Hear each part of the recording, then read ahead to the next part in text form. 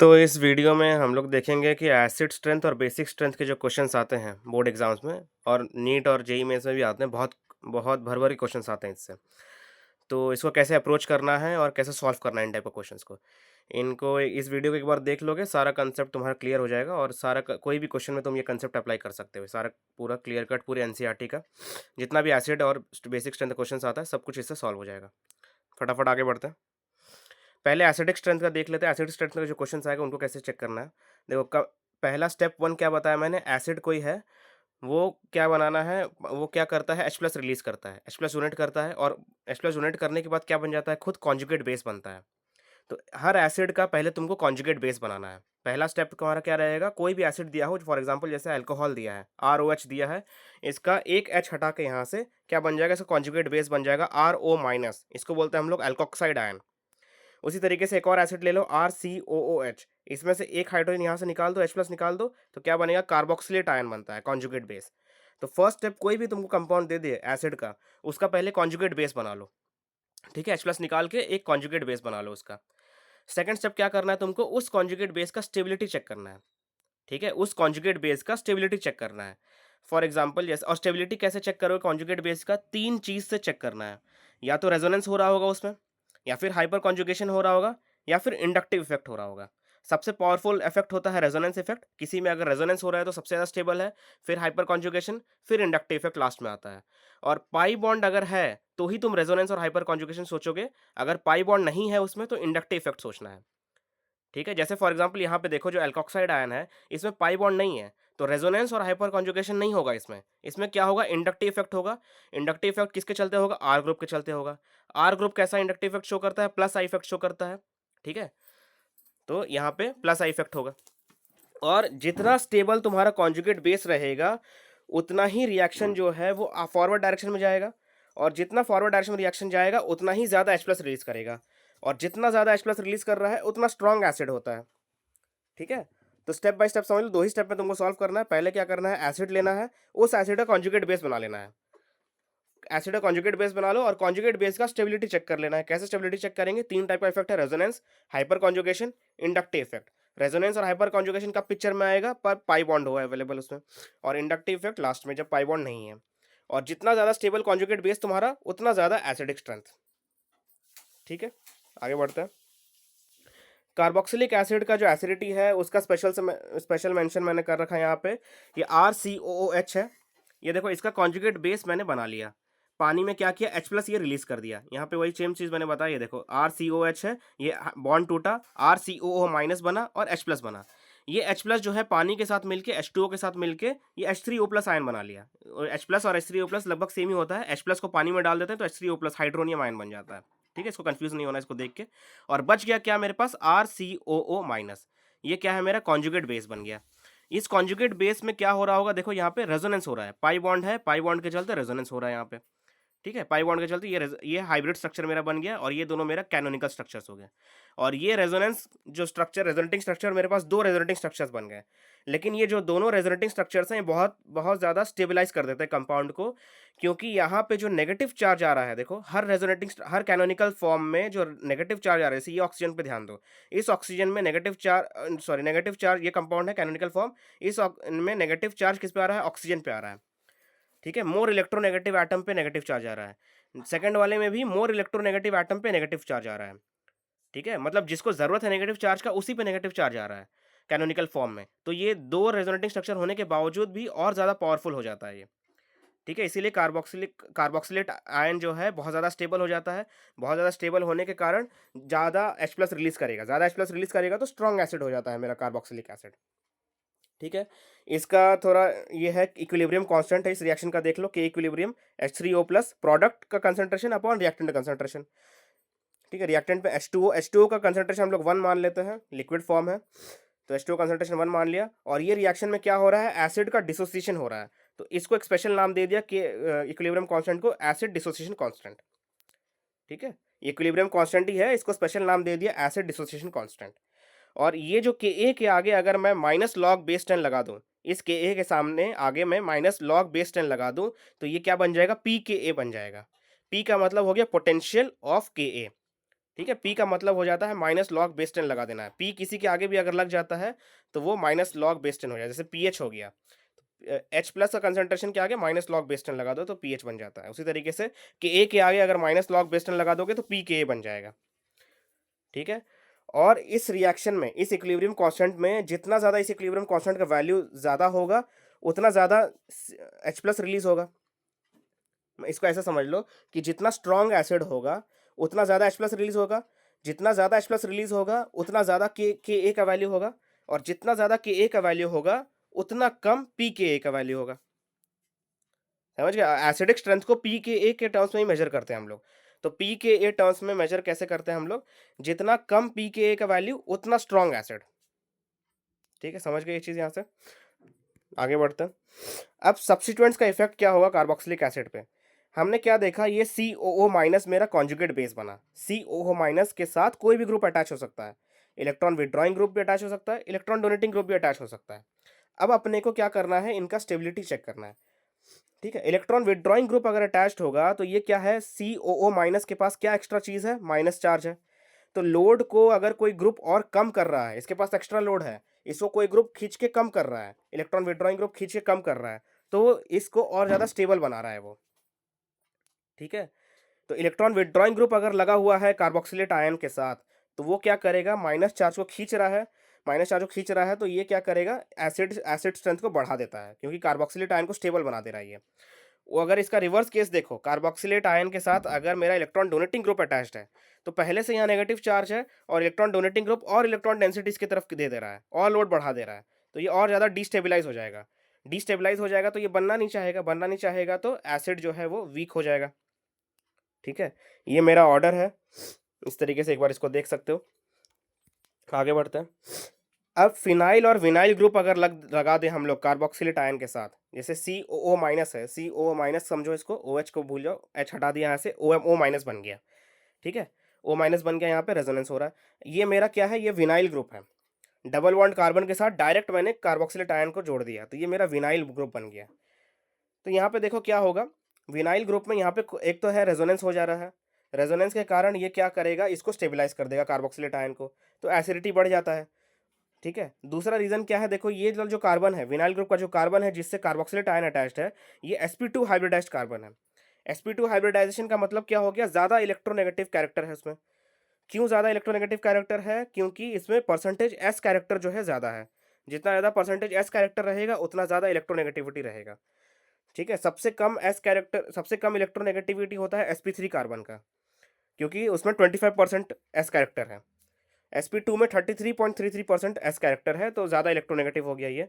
ज़्यादा इलेक्ट्रोनेगेटिव होने के कारण क्या होगा, ये नेगेटिव चार्ज को स्टेबलाइज कर देता है। कॉन्जुगेट बेस जो मेरा बन गया कार्बोक्सिलेट आयन का, उसको स्टेबलाइज कर देगा ये, तो एसिडिटी और बढ़ जाएगा इसका।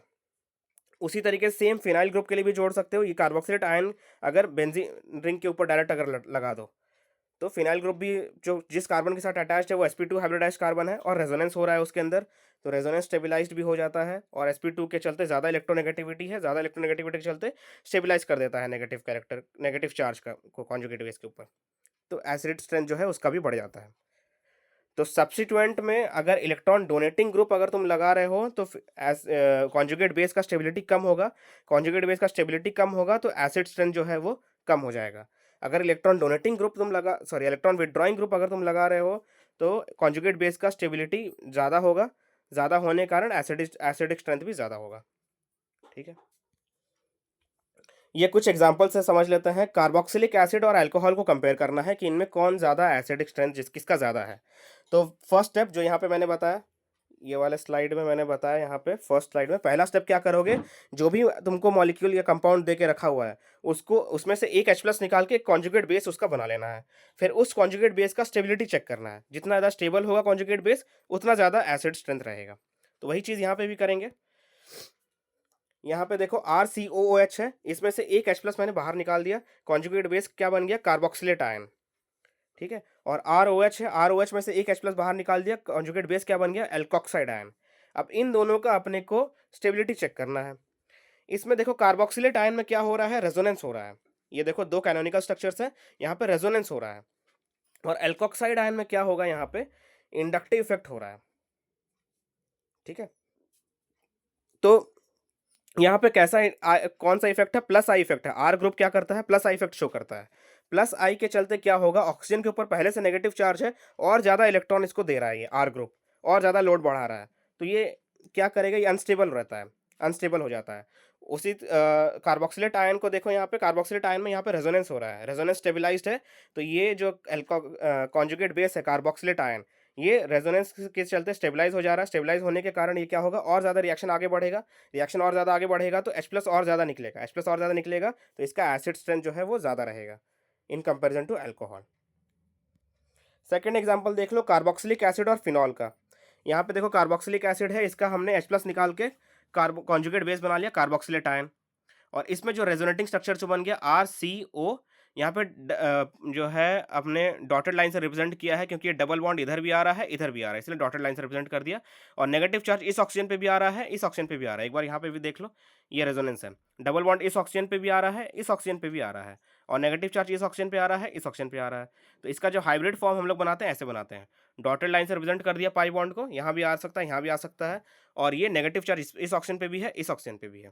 इसको हम लोग हाइब्रिड स्ट्रक्चर बोल दिया कार्बोक्सिलेट आयन का। उसी तरीके से फिनॉल लो, फिनॉल में से एक H+ यहाँ से निकाल दो, फिनॉक्साइड आयन बन गया कॉन्जुगेट बेस। और इसमें भी रेजोनेंस हो रहा है, और रेजोनेंस के चलते यहाँ पे इसका हाइब्रिड स्ट्रक्चर यहाँ पे बना लिया हमने, देख लो। ये अंदर में जो पाई बॉन्ड है ये हर कार्बन पे मूव कर रहा है, इसलिए डॉटेड लाइन से रिप्रेजेंट कर दिया। डबल बॉन्ड यहाँ पे भी आएगा, और नेगेटिव चार्ज इस पे भी आ रहा है, ऑर्थो और पैरा पोजिशन पे भी आ रहा है। ठीक है, ये दोनों का हमने क्या बना लिया है, हमने हाइब्रिड स्ट्रक्चर बना लिया, कॉन्जुगेट बेस का हाइब्रिड स्ट्रक्चर बना लिया। में देखो, कार्बोक्सिलेट आयन में यहाँ पे 2 ही रेजोनेटिंग स्ट्रक्चर बन रहे हैं। यहाँ पे 5, फिनॉक्साइड आयन में 5 रेजोनेटिंग स्ट्रक्चर बन रहे हैं। तो ऐसे तुम लोग पढ़े हो कि जितना ज़्यादा रेजोनेटिंग स्ट्रक्चर उतना ज़्यादा स्टेबल कंपाउंड। तो इस हिसाब से फिनॉक्साइड वाला जो आयन है वो ज़्यादा स्टेबल होना चाहिए, क्योंकि इसमें 5 रेजोनेटिंग स्ट्रक्चर्स हैं। लेकिन जो मेरा कार्बोक्सिलेट आयन है उसमें 2 ही रेजोनेटिंग स्ट्रक्चर्स हैं, तो कम स्टेबल होना चाहिए। लेकिन इसमें एक और फैक्टर है प्ले में। यहाँ पे देखो, जो नेगेटिव चार्ज है कार्बोक्सिलेट आयन में वो सिर्फ ऑक्सीजन पे आ रहा है। अभी थोड़ी देर पहले मैंने बताया कि नेगेटिव, जो ज़्यादा इलेक्ट्रोनेगेटिव एटम है उस पे अगर नेगेटिव चार्ज आ रहा है तो और ज़्यादा स्टेबल हो जाता है वो, और ज़्यादा स्टेबिलिटी ऐड करता है वो। लेकिन यहाँ पे देखो, ऑक्सीजन के ऊपर एक बार सिर्फ नेगेटिव चार्ज आ रहा है, और बाकी जो नेगेटिव चार्ज जा रहा है वो कार्बन के ऊपर जा रहा है। कार्बन जो है ऑक्सीजन से कम इलेक्ट्रोनेगेटिव है, लेकिन फिर भी उसके ऊपर नेगेटिव चार्ज चला जा रहा है। तो ये यहाँ पे ये क्या कर रहा है, यहाँ पे ऑक्सीजन के ऊपर ही नेगेटिव चार्ज रह रहा है, इसलिए दो रेजोनेटिंग स्ट्रक्चर्स होने के बावजूद भी ये और ज़्यादा स्टेबल हो जाता है। इसीलिए इसका जो एसिडिक स्ट्रेंथ है वो ज़्यादा होता है एज कम्पेयर टू फिनॉल। ठीक है, अब सब्स्टिट्यूएंट का इफेक्ट देख लेते हैं। इतना तो हम लोगों ने सीख लिया कि जितना इलेक्ट्रॉन विड्रॉइंग ग्रुप अगर होगा, COOH के साथ अगर इलेक्ट्रॉन विड्रॉइंग ग्रुप लगा हुआ है तो वो क्या करेगा, एसिडिक स्ट्रेंथ को बढ़ा देगा। क्यों? क्योंकि वो कॉन्जुगेट बेस को स्टेबलाइज कर देता है। इलेक्ट्रॉन जो नेगेटिव चार्ज है इलेक्ट्रॉन क्लाउड को अपनी तरफ खींच के कॉन्जुगेट बेस को स्टेबलाइज कर देता है, तो एसिडिक स्ट्रेंथ को बढ़ा देता है। तो अब जितना इलेक्ट्रॉन विड्रॉइंग ग्रुप तुम लगाओगे COOH कंपाउंड में, उतना ज़्यादा वो खींचेगा इलेक्ट्रॉन अपने साइड और उतना ज़्यादा स्टेबलाइज कर देगा। तो यहाँ पे ये कंपाउंड देखो, यहाँ पे एक ही Cl लगा है, यहाँ पे 2 Cl लगा है, यहाँ पे 3 Cl लगा है। तो यहाँ देखो, एक साइड से Cl खींच रहा है, एक ही Cl खींच रहा है, यहाँ पे 2 Cl खींच रहा है, यहाँ पे 3 Cl खींच रहा है इलेक्ट्रॉन को। तो जितना तेजी से इलेक्ट्रॉन खींच रहा है उतना स्टेबलाइज कर देगा ये कॉन्जुगेट बेस को, और उतना ज़्यादा एसिडिक स्ट्रेंथ हो जाएगा। ठीक है, नंबर ऑफ सब्स्टिट्यूएंट से समझ गए। अब नेचर ऑफ सब्स्टिट्यूएंट में समझ लो कि जितना पावरफुल होगा खींचने वाला ग्रुप, जितना पावरफुल होगा खींचने वाला ग्रुप, उतना उतना ज़्यादा अमाउंट में वो खींचेगा नेगेटिव चार्ज को अपने साइड, और उतना ज़्यादा एसिडिक स्ट्रेंथ हो जाएगा। ठीक है, तो यहाँ पे देखो, यहाँ पे इलेक्ट्रोनेगेटिविटी का क्या ऑर्डर होता है, सबसे ज़्यादा इलेक्ट्रोनेगेटिविटी कौन है, फ्लोरीन है। तो ज़्यादा तेज़ी से अपने साइड खींचेगा नेगेटिव चार्ज को, फिर क्लोरीन, फिर ब्रोमीन, फिर आयोडीन। उसी हिसाब से एसिडिक स्ट्रेंथ का भी ऑर्डर हो गया। अब पोजीशन ऑफ सब्स्टिट्यूएंट, अगर मेरा जो इलेक्ट्रॉन विड्रॉइंग ग्रुप है अगर क्लोज है COO माइनस आयन के, तो ज़्यादा अच्छे से खींच पाएगा। अगर दूर में बैठा हुआ है तो उतना अच्छा से नहीं खींच पाएगा। तो वही चीज़ है, उसी हिसाब से फिर एसिडिक स्ट्रेंथ का ऑर्डर भी हो जाएगा। अगर पास में लगा हुआ है Cl ग्रुप तो ज़्यादा एसिड स्ट्रेंथ होगा, अगर दूर लगा है Cl ग्रुप तो कम हो जाएगा। अब बेंजोइक एसिड में यहाँ पे सब्स्टिट्यूएंट का इफेक्ट देख लेते हैं, एसिडिक स्ट्रेंथ में क्या होता है। ये मेरा बेंजोइक एसिड है, बेंजीन के ऊपर COH ग्रुप हमने लगा दिया। एक साइड हमने क्या किया, पैरा पोजीशन पे NO2 ग्रुप लगा दिया, और एक में क्या किया हमने, पैरा पोजीशन पे CH3 ग्रुप लगा दिया। ठीक है, CH3 कैसा है, इलेक्ट्रॉन डोनेटिंग ग्रुप है। इलेक्ट्रॉन डोनेटिंग ग्रुप है तो ये क्या करेगा, इलेक्ट्रॉन अंदर देगा तो ये इलेक्ट्रॉन डेंसिटी COO माइनस के ऊपर इलेक्ट्रॉन डेंसिटी को बढ़ा रहा है। COO माइनस के पास पहले से लोड ज़्यादा है, ये क्या कर रहा है, CH3 ग्रुप और ज़्यादा लोड बढ़ा दे रहा है, और ज़्यादा लोड बढ़ाने के चलते क्या करेगा, ये इसको अनस्टेबल कर देगा, डिस्टेबलाइज कर देगा, इसके चलते ये एसिडिक स्ट्रेंथ इसका घट जाएगा। और NO2 ग्रुप क्या करता है, ये इलेक्ट्रॉन विड्रॉइंग ग्रुप है, इलेक्ट्रॉन को विड्रॉ करेगा तो ये लोड को खींचेगा, लोड को कम करेगा CO माइनस से, तो इसका एसिडिक स्ट्रेंथ बढ़ जाता है। ऐसे ही तुमको समझना है हर केस में, ठीक है। सिंपल सा फंडा याद रखो, अगर COOH ग्रुप के साथ इलेक्ट्रॉन विड्रॉइंग ग्रुप है तो वो एसिडिक स्ट्रेंथ को बढ़ाएगा, अगर इलेक्ट्रॉन डोनेटिंग ग्रुप है तो एसिडिक स्ट्रेंथ कम हो जाएगा। सिंपल सा यही चीज़ याद रखना अपने को। अब यहाँ पे कुछ कुछ क्वेश्चन है, इसको देख लो, यहाँ पे पॉज कर लो और इसको सॉल्व कर लेना तुम लोग, ठीक है। अगर नहीं समझ में आए तो कमेंट में बता देना, इसको आगे डिस्कस कर लेंगे। पॉज करके इसको सॉल्व कर लो। अब बेसिक कैरेक्टर देखते हैं। अपने पास जो 3 चैप्टर हैं, अल्कोहल, फिनॉल, ईथर, ये सब aldehyde, ketone, amines, haloalkanes, उसमें सब में एसिड स्ट्रेंथ के क्वेश्चन आते हैं, और अमीन्स से सिर्फ बेसिक कैरेक्टर क्वेश्चन आता है, क्योंकि अमीन जो है वो बेसिक कैरेक्टर शो करता है, ठीक है। अमीन जो है वो बेसिक कैरेक्टर शो करता है। तो बेसिक कैरेक्टर का चेक करने के लिए अपने को, बेसिक स्ट्रेंथ चेक करने के लिए इसमें भी 2 स्टेप करना है।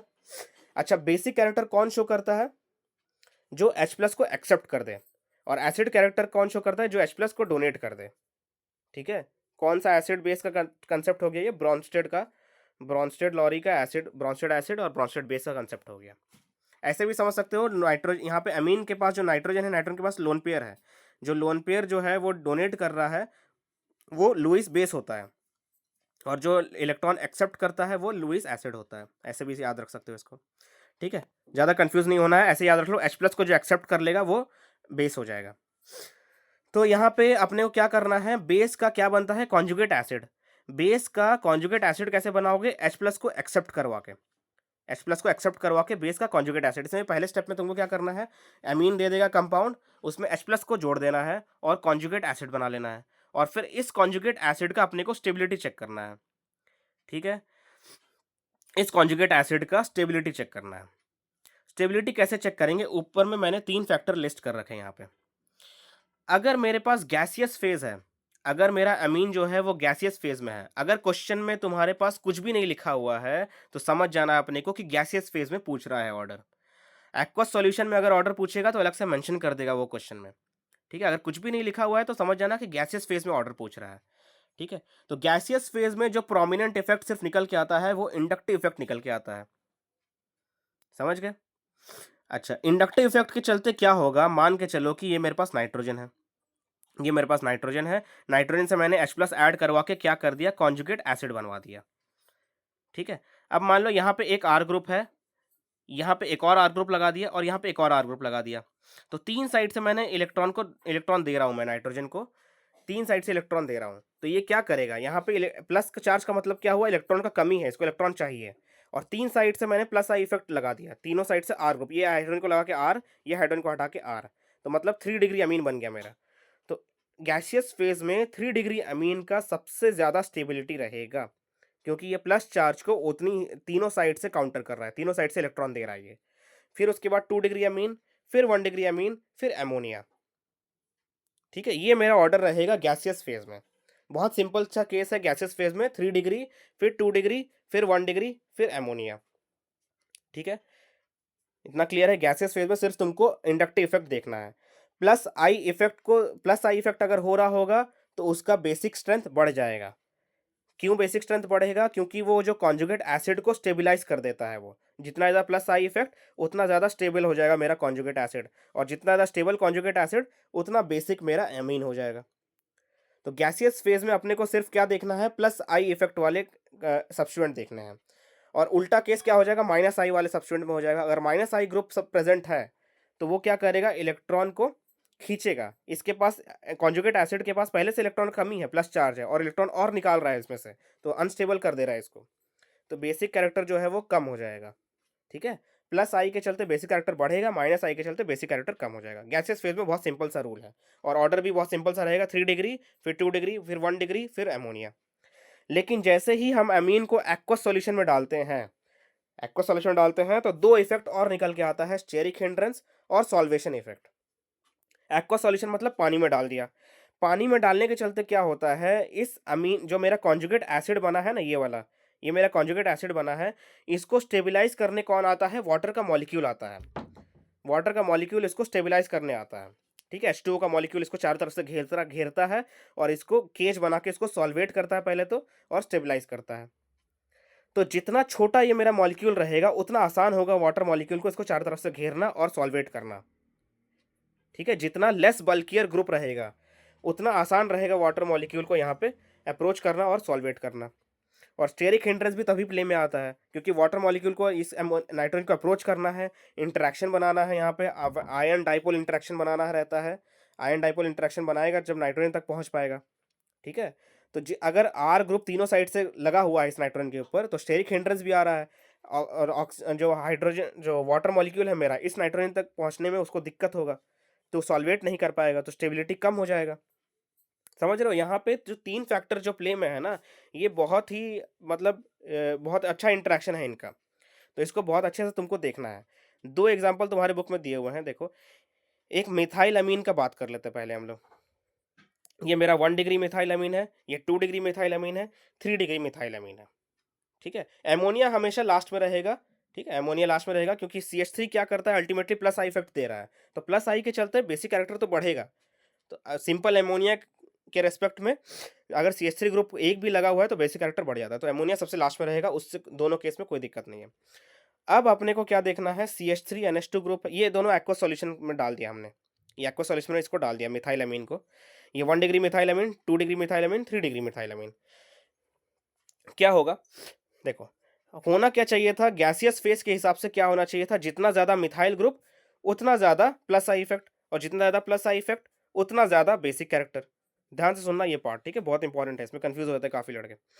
मिथाइल अमीन है, मिथाइल अमीन में अगर जितना ज्यादा मिथाइल ग्रुप उतना ज्यादा प्लस आई इफेक्ट, जितना ज्यादा प्लस आई इफेक्ट उतना स्टेबल मेरा कॉन्जुगेट एसिड, जितना स्टेबल कॉन्जुगेट एसिड उतना बेसिक कैरेक्टर मेरा उस कंपाउंड का रहेगा।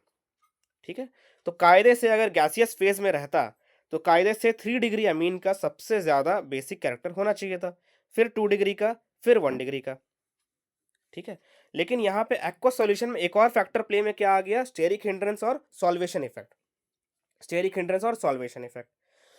अब यहाँ पे देखो 3 डिग्री पे ध्यान दो, इस नाइट्रोजन के चारों तरफ कौन होगा, 3 मिथाइल ग्रुप है। ठीक है? तो थोड़ा बल्कियर ग्रुप है, बल्की ग्रुप हो गया। तो बल्की ग्रुप के चलते क्या होगा, वाटर मॉलिक्यूल इसको इस नाइट्रोजन को अप्रोच नहीं कर पाएगा अच्छे से। नाइट्रोजन को अप्रोच नहीं कर पाएगा तो इसको सॉल्वेट नहीं कर पाएगा। सॉल्वेट नहीं कर पाएगा तो स्टेबिलिटी इसका कम हो जाएगा। स्टेबिलिटी कम होगा तो इसका बेसिक कैरेक्टर भी कम हो जाएगा। तो 3 डिग्री मिथाइल अमीन का स्टेबिलिटी इस तरीके से कम हो जाता है और बेसिक कैरेक्टर भी कम हो जाता है। ठीक है? 2 डिग्री में क्या होगा देखो, 2 डिग्री में इंडक्टिव इफेक्ट दोनों साइड से मिल रहा है, प्लस आई इफेक्ट दोनों साइड से मिल रहा है। ठीक है? 2 डिग्री में प्लस आई इफेक्ट दोनों मिथाइल ग्रुप से मिल रहा है, और उतना 3 डिग्री के मुकाबले इसमें स्टेरिक हिंड्रेंस जो है थोड़ा कम है। 3 डिग्री के मुकाबले स्टेरिक हिंड्रेंस थोड़ा कम है क्योंकि 2 ही CH3 ग्रुप है। तो वाटर मॉलिक्यूल इजीली इसको अप्रोच कर सकता है, थोड़ा आसान होगा इसको एज कंपेयर टू 3 डिग्री। ठीक है? तो इसमें प्लस आई इफेक्ट भी ज़्यादा है और थोड़ा बहुत सॉल्वेशन भी हो जा रहा है। तो इसके चलते 2 डिग्री सबसे ज़्यादा आगे निकल जाएगा, 2 डिग्री सबसे ज़्यादा स्टेबल हो जा रहा है। ठीक है? और उसके बाद फिर 1 डिग्री आता है, 2 डिग्री मिथाइलअमीन, फिर 1 डिग्री, फिर 3 डिग्री मिथाइलअमीन, फिर अमोनिया। और इथाइलअमीन जैसे ही थोड़ा सा तुम कार्बन चेन बढ़ाओगे तो ऑर्डर थोड़ा रिवर्स हो जाएगा। सबसे आगे 2 डिग्री रहेगा, फिर 3 डिग्री आता है, फिर 1 डिग्री आ जाता है। ठीक है? इथाइलअमीन में ये ऑर्डर रहता है, 2 डिग्री, 3 डिग्री, 1 डिग्री। और मिथाइलअमीन में 2 डिग्री, फिर 1 डिग्री, फिर 3 डिग्री। अगर एराइल अमीन है, एराइल अमीन बेंजीन के ऊपर अगर H2 ग्रुप लगा दें, बेंजीन ग्रुप है, तो उसमें स्टेबिलिटी कैसे चेक करोगे, जितना ज़्यादा रेजोनेटिंग स्ट्रक्चर बन रहा है उतना ज़्यादा स्टेबिलिटी रहेगा। ठीक है? समझ गए? आगे बढ़ते हैं, कुछ क्वेश्चंस देख लेते हैं। जैसे क्वेश्चन नंबर 1 देख लो, इसमें order increasing order of basic strength में अरेंज करना है इन कंपाउंड्स को। पहला कंपाउंड देखो C6H5NH2। देखो C6H5 के साथ डायरेक्ट NH2 ग्रुप अटैच्ड है, नाइट्रोजन के ऊपर क्या है, लोन पेयर है। ये लोन पेयर कहाँ जा रहा है, बेंजीन रिंग अंदर ले रहा है, बेंजीन रिंग के अंदर भेज दे रहा है ये नाइट्रोजन। तो ये लोन पेयर अवेलेबल नहीं है डोनेशन के लिए क्योंकि रेजोनेंस में इन्वॉल्व है ये लोन पेयर। नाइट्रोजन का जो लोन पेयर है ये रेजोनेंस में इन्वॉल्व है, लोन पेयर अवेलेबल नहीं है देने के लिए। लोन पेयर जब अवेलेबल ही नहीं है देने के लिए तो H+ के साथ रिएक्शन नहीं करेगा, H+ को एक्सेप्ट नहीं कर पाएगा। H+ को एक्सेप्ट नहीं कर पाएगा तो कॉन्जुगेट एसिड नहीं बनेगा, H+ को एक्सेप्ट नहीं कर पाएगा तो कॉन्जुगेट एसिड नहीं बनेगा, तो इसका जो बेसिक स्ट्रेंथ है वो सबसे कम होगा। मतलब अपने को ध्यान ये रखना है बेसिक कैरेक्टर में कि लोन पेयर मतलब इलेक्ट्रॉन डेंसिटी इस नाइट्रोजन के ऊपर बढ़ाना है किसी भी तरीके से। इलेक्ट्रॉन डेंसिटी को इस नाइट्रोजन के ऊपर बढ़ाना है, ठीक है? जितना ज़्यादा इलेक्ट्रॉन डेंसिटी रहेगा, उतना ही वो इलेक्ट्रॉन आगे डोनेट कर पाएगा। जितना ज़्यादा इलेक्ट्रॉन डोनेट कर पाएगा, उतना ज़्यादा स्ट्रॉन्ग बेसिक कैरेक्टर शो करेगा वो। तो C6H5 क्या करेगा, इलेक्ट्रॉन को ले लेगा इसमें से, तो इसका बेसिक कैरेक्टर सबसे कम हो जाएगा। यहाँ पे देखो, यहाँ पे C6H5 के साथ एन नाइट्रोजन अटैच है डायरेक्टली, तो ये C6H5 ग्रुप जो है इस नाइट्रोजन का लोन पेयर को ले ले रहा है। लेकिन इसको काउंटर करने के लिए CH3 क्या कर रहा है, अपना lone pair plus I effect के चलते अपना इलेक्ट्रॉन डेंसिटी इस नाइट्रोजन के ऊपर शेयर कर दे रहा है। तो इस मॉलिक्यूल का थोड़ा बेसिक कैरेक्टर बढ़ गया due two plus I effect of CH3 group. इस कंपाउंड में देखो C6H5 CH2 NH2 है। इसमें जो NH2 ग्रुप है वो डायरेक्टली C6H5 के साथ अटैच नहीं है, बीच में CH2 ग्रुप है, तो इसका लोन पेयर रेजोनेंस में भी नहीं जा रहा है। अब रेजोनेंस में भी नहीं जा रहा तो अवेलेबल है डोनेशन के लिए, तो इसका सबसे ज़्यादा बेसिक कैरेक्टर होगा मेरा। सेकंड क्वेश्चन देख लो, यहाँ पे भी देखो पहला केस वही है, रेजोनेंस में चला गया इस नाइट्रोजन का लोन पेयर, तो इसका बेसिक कैरेक्टर कम हो गया। फिर यहाँ पे देखो C6H5NH, इसका रेजोनेंस में जा रहा है लेकिन एक CH3 ग्रुप इसको दे दे रहा है अपना प्लस आई इफेक्ट। यहाँ पे 2 CH3 ग्रुप आ गए इसको हेल्प करने के लिए, तो और ज़्यादा इलेक्ट्रॉन डेंसिटी इस नाइट्रोजन के ऊपर बढ़ जाएगा, इसलिए बेसिक कैरेक्टर बढ़ जा रहा है। नाइट्रोजन के ऊपर इलेक्ट्रॉन डेंसिटी को बढ़ाना है, अगर तुमको बेसिक कैरेक्टर बढ़ाना है किसी कंपाउंड का, तो नाइट्रोजन के ऊपर इलेक्ट्रॉन डेंसिटी को बढ़ाना होगा। थर्ड क्वेश्चन देख लो, C6H5NH2, इस नाइट्रोजन के ऊपर से इलेक्ट्रॉन चला गया, इन्वॉल्व इज रेजोनेंस। यहाँ पे देखो C6H5 and CH3, 2 CH3 group इसको दे रहा है इलेक्ट्रॉन इस नाइट्रोजन को। CH3NH2 का ज़्यादा क्यों रहेगा इस कंपाउंड से, क्योंकि ये C6H5 जो फिनाइल ग्रुप है वो थोड़ा बहुत इलेक्ट्रॉन इससे ले ले रहा है, यहाँ पे लेने वाला कोई ग्रुप नहीं है। CH3 ग्रुप क्या कर रहा है, सिर्फ डोनेट कर रहा है प्लस आई इफेक्ट, तो इसीलिए इसका ज़्यादा रहता है। फिर यहाँ पे देखो NH है, C2H5 इस साइड से दे रहा है, C2H5 इस साइड से दे रहा है, तो इसका सबसे ज़्यादा बेसिक स्ट्रेंथ होगा। अब हाँ, यहाँ पे पहला क्वेश्चन में देखो कुछ नहीं लिखा हुआ है, कोई मेंशन कुछ किया है कौन सा मीडियम है क्या है, कुछ नहीं मेंशन किया है ना, तो हमने ये मान लिया है कि ये गैसियस फेज में हो रहा है। तो गैसियस फेज में हमने क्या डिस्कस किया, सिर्फ प्लस आई इफेक्ट और माइनस आई इफेक्ट डिस्कस किया यहाँ पे, और कोई सिर्फ इंडक्टिव इफेक्ट को डिस्कस किया। सॉल्वेशन और स्टेरिक हिंड्रेंस यहाँ पे प्ले में नहीं आएगा, ठीक है? यही मैं बता रहा था, अगर क्वेश्चन में कुछ नहीं दिया है तो तुमको क्या मानना है कि वो गैसियस फेज दे के रखा है, और गैसियस फेज में सिर्फ इंडक्टिव इफेक्ट प्ले में आएगा, और कुछ नहीं सोचना है तुमको। सेकंड क्वेश्चन देखो, यहाँ पे अलग से मेंशन कर दिया उसने एक्वस सॉल्यूशन, मतलब तुमको पूछना चाह रहा है कि एक्वस सॉल्यूशन में क्या ऑर्डर रहेगा, ठीक है? ये मेरा मिथाइल अमीन है, CH3NH2, CH3 twice NH, CH3 thrice N, 3 degree amine और एमोनिया। पूरा डिटेल रीजनिंग मैंने थोड़ी देर पहले बता रखा है इसका। तो ऑर्डर क्या होगा, 2 डिग्री। 2 डिग्री में बैलेंस में सब कुछ रहता है, प्लस आई इफेक्ट दोनों साइड से आ रहा है, और नाइट्रोजन को थोड़ा बहुत वाटर मॉलिक्यूल अप्रोच भी कर पा रहा है, ठीक है? तो सॉल्वेशन वा इफेक्ट भी रहेगा, सॉल्वेशन के चलते स्टेबिलिटी भी आ गया, और प्लस आई इफेक्ट के चलते भी स्टेबिलिटी आ गया। तो 2 डिग्री मिथाइलामीन का सबसे ज़्यादा बेसिक स्ट्रेंथ रहेगा। फिर 1 डिग्री आता है, फिर 3 डिग्री आता है, फिर अमोनिया, ये मेरा ऑर्डर रहता है। और इथाइलामीन में भी 2 डिग्री सबसे ज़्यादा रहेगा, लेकिन ये 3 डिग्री जो है पहले आ जाएगा इथाइलामीन में। ध्यान रखना, मिथाइल और इथाइल दो दो ही केस बनते हैं, दो ही चीज़ से तुमको क्वेश्चन पूछेगा एक्वा सॉल्यूशन में। तो मिथाइलामीन में 2 डिग्री, 1 डिग्री, 3 डिग्री, और इथाइलामीन में 2 डिग्री, 3 डिग्री, फिर 1 डिग्री, इस तरीके से ऑर्डर रहेगा। थर्ड क्वेश्चन देखो, arrange the following decreasing order of pKb. अब थोड़ी देर पहले मैंने क्या बताया, पीकेबी जितना कम रहेगा उतना स्ट्रॉन्ग बेसिक कैरेक्टर रहेगा। एसिड के लिए भी हमने ऐसे ही डिस्कस किया था, पीकेए जितना कम रहेगा उतना स्ट्रॉन्ग एसिड रहेगा वो। तो वही चीज़ है, पीकेबी का डिक्रीजिंग ऑर्डर में बताना है, मतलब सबसे ज़्यादा जो पीकेबी वैल्यू रहेगा, सबसे ज़्यादा पीकेबी वैल्यू वाले का बेसिक कैरेक्टर सबसे कम रहेगा, ठीक है? तो सबसे कम बेसिक कैरेक्टर वाला सबसे पहले आएगा। तो यहाँ पे देखो, नाइट्रोजन के ऊपर से इलेक्ट्रॉन सबसे ज़्यादा कम कहाँ पे होगा, इन चारों में से इसमें से कम होगा। C6H5 है, यहाँ भी है, यहाँ भी है, लेकिन यहाँ पे CH3 के चलते थोड़ा इलेक्ट्रॉन इसके ऊपर बढ़ जा रहा है, लेकिन यहाँ पे कोई बढ़ाने वाला नहीं है, तो सबसे ज़्यादा कमी इस कंपाउंड में होगा, इस नाइट्रोजन। तो यहाँ पे ये सबसे पहले आ गया, ठीक है? इसका पीके भी सबसे ज़्यादा होगा। फिर उसके बाद ये कंपाउंड आएगा, फिर उसके बाद ये वाला कंपाउंड आएगा C2H5NH2, फिर उसके बाद ये वाला कंपाउंड आएगा C2H5 ट्वाइस, क्योंकि ये दोनों साइड से इलेक्ट्रॉन को दे रहा है नाइट्रोजन के ऊपर, यहाँ पे सिर्फ एक साइड से इलेक्ट्रॉन मिल रहा है इसको। क्वेश्चन नंबर 4 देख लो, ये है एनिलीन, मेरा एनिलीन, पैरा नाइट्रो एनिलीन और पैरा टोल्यूडिन, इन तीनों के बीच में कंपैरिजन करना है। ये मेरा एनिलीन है, पैरा नाइट्रो एनिलीन मैंने ये बना लिया, पैरा नाइट्रो एनिलीन, और पैरा टोल्यूडिन, तो पैरा पोजीशन पे CH3 ग्रुप आ गया। अपने को नाइट्रोजन के ऊपर इलेक्ट्रॉन डेंसिटी को बढ़ाना है, तो इलेक्ट्रॉन विथड्रॉइंग ग्रुप अगर हम लाएंगे तो क्या करेगा, नाइट्रोजन के ऊपर जो इलेक्ट्रॉन डेंसिटी है उसको और खींचेगा, तो ये इलेक्ट्रॉन जो बेसिक कैरेक्टर है इसका कम हो जाएगा, तो इसीलिए NO2 ग्रुप के चलते बेसिक कैरेक्टर इसका कम हो जा रहा है। और यहाँ पे CH3 ग्रुप के चलते क्या होगा, ये इलेक्ट्रॉन डोनेटिंग ग्रुप है तो इलेक्ट्रॉन देगा अंदर, तो नाइट्रोजन के ऊपर इलेक्ट्रॉन डेंसिटी बढ़ रहा है तो इसका बेसिक कैरेक्टर भी बढ़ेगा। ये लास्ट क्वेश्चन अपने से कर लो, इसको सॉल्व कर लो, कोई दिक्कत नहीं इसमें, ठीक है। होपफुली तुम्हारा सारा डाउट क्लियर हो जाएगा अब एसिड और बेसिक स्ट्रेंथ का। ये चाहो तो दोबारा एक बार देख सकते हो स्पीड बढ़ा के, और क्वेश्चन सॉल्व कर लेना, PY के कुछ जितने एसिड और बेसिक स्ट्रेंथ के क्वेश्चन है क्वेश्चन सॉल्व कर लेना ये सब।